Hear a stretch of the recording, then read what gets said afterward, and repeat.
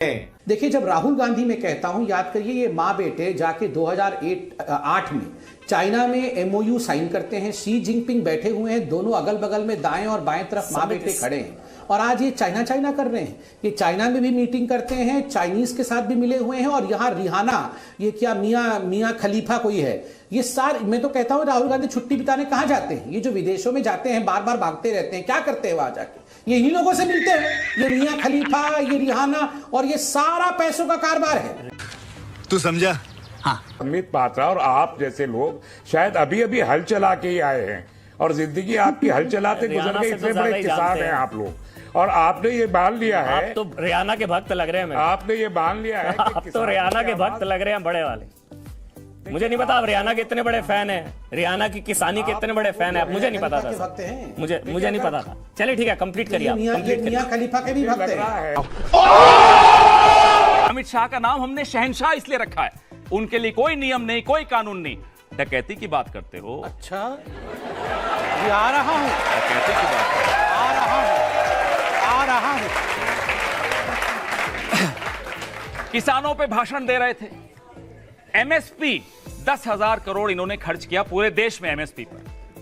75,000 करोड़ तो हमने ऋण माफी में कर दिया था। ये 10,000 करके पूरे विश्व में ढिंडोरा पीटने जा रहे हैं। अंग्रेजों से सर्टिफिकेट लेने की इनकी पुरानी आदत है, आज की नहीं है।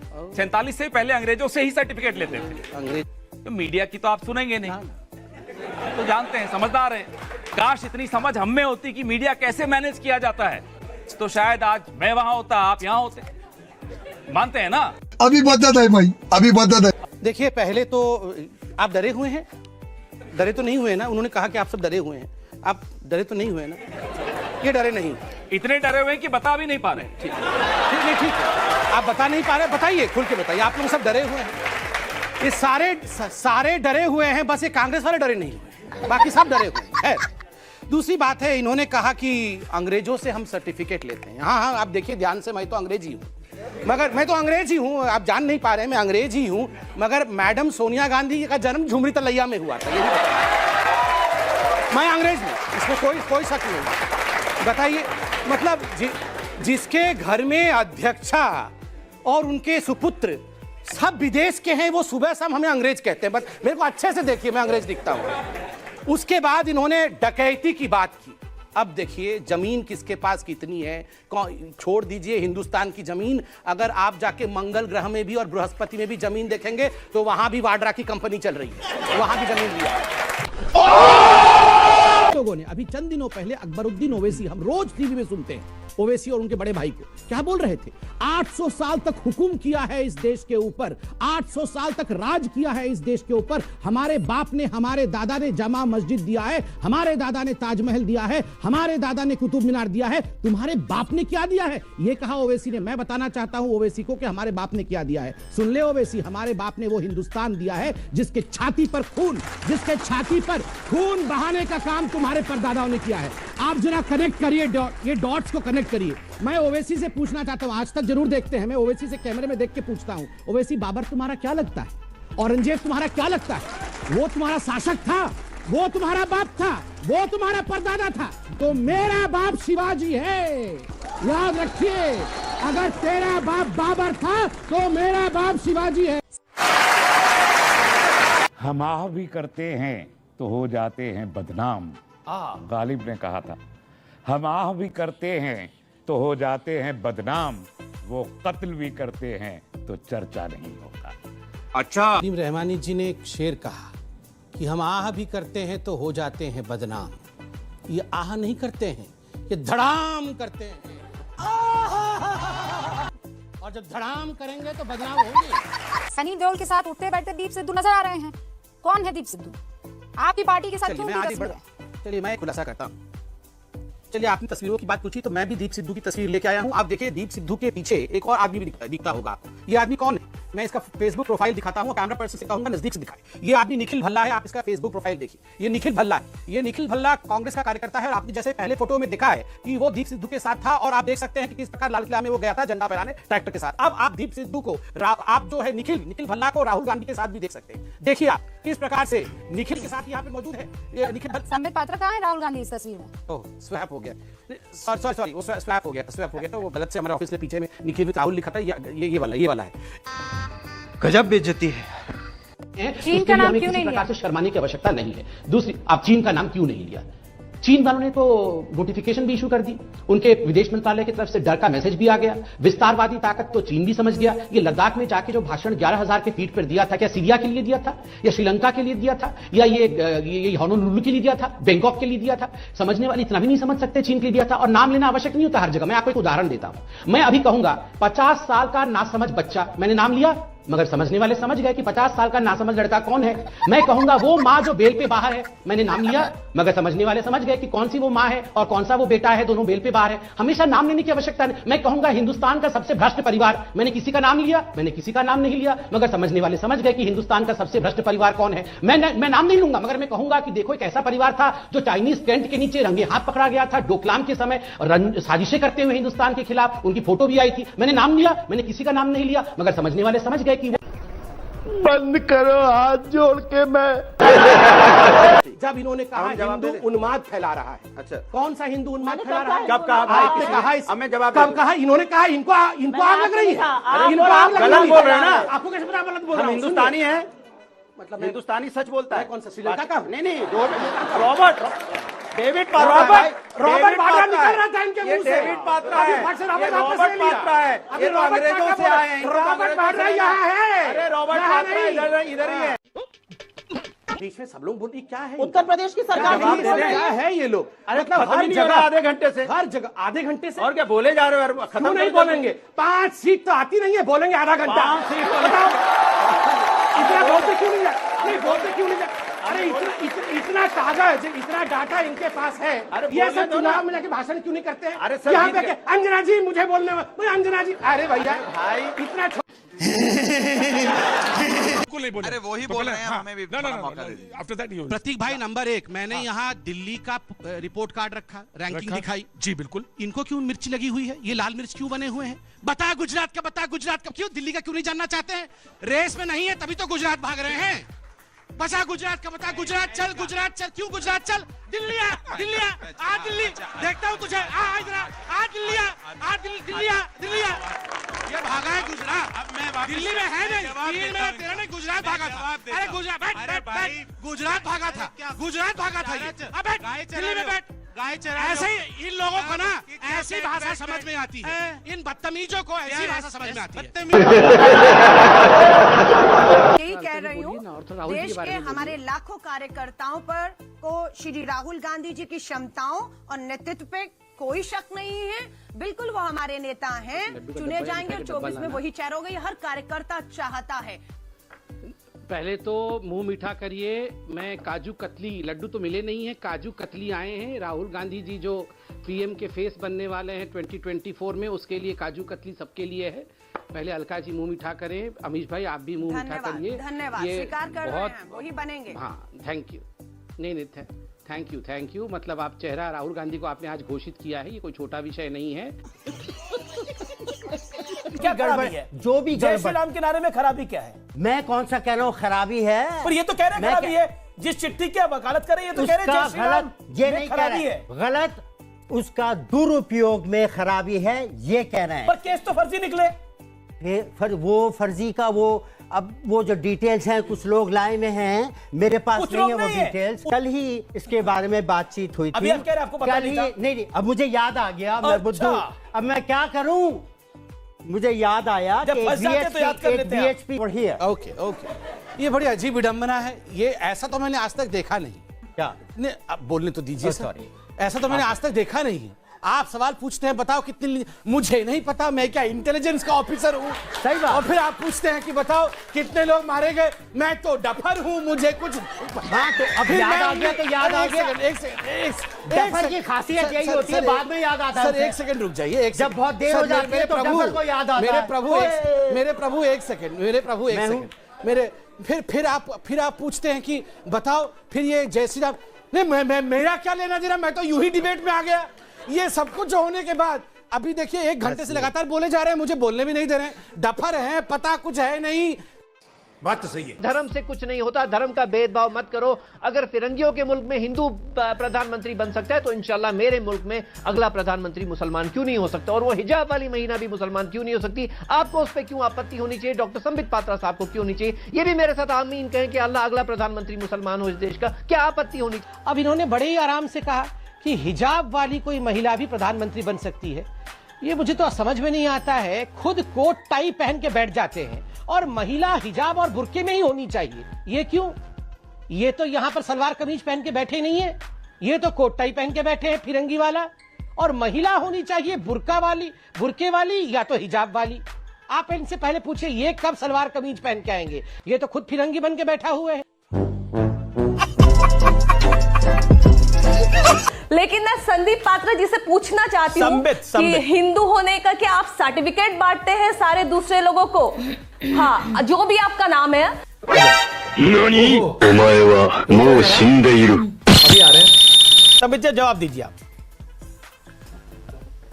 देखिए, मैं रिहाना खान जी से कहना चाहता हूँ कि रिहाना मैडम, ये सर्टिफिकेट हम नहीं बांट रहे थे। रिहाना मैडम, हाँ, तो जो भी आपका नाम हो, जो भी आपका नाम हो, शाहिना जावेद, शाहिना जावेद, ये आपका चाइना ठीक है, चाइना मैडम से मैं पूछ लेता हूँ।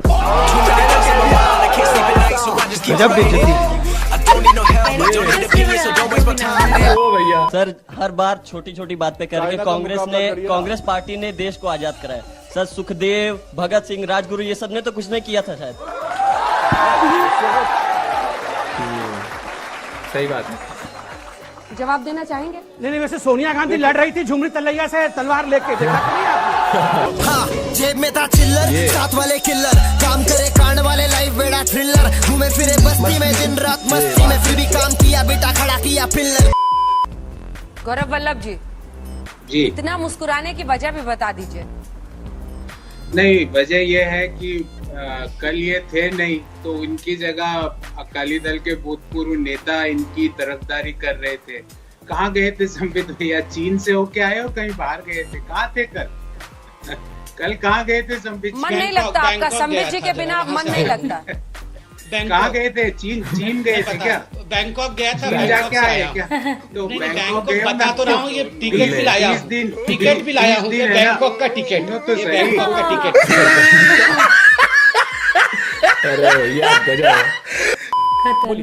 देखिए हाजी साहब, हम इतने बदतमीज लोग नहीं। हम भी नहीं, आप बता रहे, आप बता रहे राम की जन्मस्थली, हम नहीं बता रहे, हम नहीं कह रहे कि माँ की राम जन्म। आपने अभी क्या कहा? 70,000 साल पहले आए, हमने पढ़ा। 70,000 साल पहले आप कैसे बता देंगे किसकी जन्मस्थली कहाँ? सुनिए, आप सुनिए। पहली बात तो यह है कि अगर मैं आपके यहाँ से कुंडली में पीछे जाना शुरू कर दूं तो एक बात तो क्लियर हो जाएगा, कहीं दादाजी का नाम रामचरण अग्रवाल ऐसे कुछ निकल के आएगा। किताबों में ऐसा नहीं है। सवाल हमने पूछ लिया तो क्या सुन लीजिए ना, आपने बहुत गलत सवाल पूछ लिया। कैसे बता? सुन लीजिए ना हाजी साहब, आपने पूछा, सुन लीजिए हाजी साहब, मैं भी पीछे चला सकता हूँ। हाजी साहब ने पूछा जो व्यक्ति जन्म हुआ है उसके बारे में, कहाँ जन्म हुआ है, कब जन्म हुआ, हम पूछेंगे। ये हिम्मत केवल और केवल ये हमारे धर्म को लेकर कर सकते हैं, क्योंकि हम लोग फतवा जारी नहीं करते। नहीं, मैं नहीं भैया, मैं बता रहा हूँ ना क्यों नहीं पूछेंगे, क्योंकि आपकी हिस्ट्री 1400 साल की। आदम अलैहिस्सलाम पहले आदमी है दुनिया के। अच्छा, हम बताएंगे उनकी कैसे आए, कैसे पहुंचे। अच्छा, अरे अब बताओ, आज डिबेट खत्म करो, आज डिबेट खत्म करो। ना सुनो, आज डिबेट खत्म करो, ये आदम कब आया बताओ। हम बताओ कैसे आया आदम, ये आज कमाल हो जाएगा। ठीक है, उनका जवाब सुन लेते हैं। एक सेकंड, उनका हाजी खान आपका वक्त है, आदम अलैहिस्सलाम पहले इंसान है। आदम अलैहिस्सलाम दुनिया के पहले इंसान है, दुनिया के पहले इंसान। आप सुन लीजिए सर, मैं बता रहा हूँ कब आया। मैं डेट की तो नहीं, मैंने कहा बताऊंगा कैसे। डेट नहीं बताएंगे। आदम अलैहिस्सलाम दुनिया के पहले आदमी और श्रीलंका में उतरे, हिंदुस्तान में आए पहले आदमी। अच्छा, हाँ, श्रीलंका में सरनदीप जगह है, वहाँ उतरे। अच्छा, हाँ, ऐसे किस दिन की छोड़िए, पहले आदमी है दुनिया का। ठीक है, सवाल और राम का पकड़ दूं। ओ भाई साहब, किस दिन? अमित शाह का नाम हमने शहंशाह इसलिए रखा है, उनके लिए कोई नियम नहीं, कोई कानून नहीं। डकैती की बात करते हो? अच्छा, कैसे आ रहा हूं, आ रहा हूं। इन सब चीजों के बीच सब लिख लिया। राहुल गांधी ये भी कह रहे हैं कि बीजेपी और आरएसएस को जो भी कैंडिडेट हराएगा वो उसको समर्थन देने को तैयार है। उनकी तो हालत ऐसी ही है, मगर मैं जवाब एक एक देता हूं। देखिए, पहले तो आप डरे हुए हैं? डरे तो नहीं हुए ना? उन्होंने कहा कि आप सब डरे हुए हैं, आप डरे तो नहीं हुए ना? ये डरे नहीं, इतने डरे हुए हैं कि बता भी नहीं पा रहे। ठीक है, आप बता नहीं पा रहे, बताइए, खुल के बताइए। आप लोग सब डरे हुए हैं, ये सारे डरे हुए हैं, बस ये कांग्रेस वाले डरे नहीं हुए, बाकी सब डरे हुए हैं। दूसरी बात है, इन्होंने कहा कि अंग्रेजों से हम सर्टिफिकेट लेते हैं। हाँ, आप देखिए ध्यान से, मैं तो अंग्रेज ही हूँ, मगर मैं तो अंग्रेज ही हूँ, आप जान नहीं पा रहे हैं, मैं अंग्रेज ही हूँ, मगर मैडम सोनिया गांधी का जन्म झुमरी तलैया में हुआ था। मैं अंग्रेज हूँ, बताइए। मतलब जिसके घर में अध्यक्षा और उनके सुपुत्र सब विदेश के हैं, वो सुबह शाम हमें अंग्रेज कहते हैं। बस मेरे को अच्छे से देखिए, मैं अंग्रेज दिखता हूँ। उसके बाद इन्होंने डकैती की बात की। अब देखिए, जमीन किसके पास कितनी है, छोड़ दीजिए हिंदुस्तान की जमीन, अगर आप जाके मंगल ग्रह में भी और बृहस्पति में भी जमीन देखेंगे तो वहां भी वाड्रा की कंपनी चल रही है, वहां